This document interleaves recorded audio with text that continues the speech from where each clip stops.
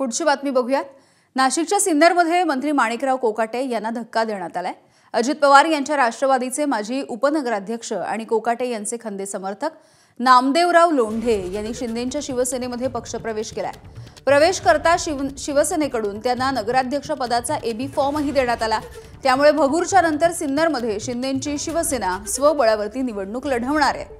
उपमुख्यमंत्री एकनाथ शिंदे यांच्यासोबत फोनवरती बोलणं करून देत उपनेते विजय करंजकर आणि माजी खासदार हेमंत गोडसे यांच्या उपस्थितीमध्ये हा पक्षप्रवेश पार पडलाय। माणिकराव कोकाटेंचा सच्चा कार्यकर्ता गेल्या 20-25 वर्षापासून मी तळमळलेली आणि जेव्हा जेव्हा त्यांना कमी मतं पडलेले तेव्हा माझ्याच भागातून सर्वात जास्त मतं मी त्यांना निवडून आणलेले। परंतु दुर्दैवाची गोष्ट आहे, त्यांच्याकडून मला न्याय मिळाला का नाही मिळाला हे देव जाणे।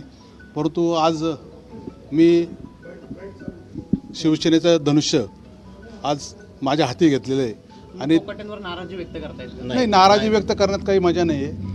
ते तसे तुम्हाला न्याय देऊ शकलेले नाही, न्याय देऊ शकले नाही, पण त्यांच्यावर काही दडपण असू शकतं यदा कदाचित। माजी नगराध्यक्ष हरिचंद्र लोंढे एक राजकीय वारसा असणारे व्यक्तिमत्व आणि त्यांचेच पुतणे नामदेवराव लोंढे या ठिकाणी शिवसेनेचं धनुष्यबाण घेऊन नगराध्यक्ष पदासाठी हे उभे राहणार आहेत। आणि आमचे माजी नगरसेवक आहे किरण लोणारी आहे, कैलास झगडे आहे, नामदेवराव पण माजी उपनगराध्यक्ष राहिलेले आहेत आणि बरीचशी टीम आहे।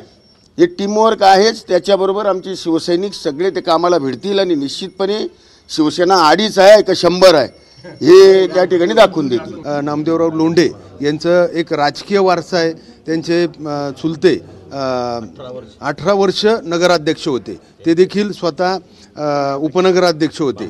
आज त्यांच्यासोबत 5-6 नगरसेवकांनी देखील या ठिकाणी प्रवेश केला आहे आणि मला असं वाटतं का निश्चित त्यांचं काम अतिशय उत्कृष्ट आहे आणि निश्चित त्या येणाऱ्या सिन्नर नगरपालिकेच्या निवडणुकीमध्ये ते चांगल्या मताधिक्याने निवडून येतील आणि आमचा शिवसेनेचा भगवा सिन्नर नगरपालिकेवरती फडकेल। एबीपी माझा, उघडा डोळे बघा नीट।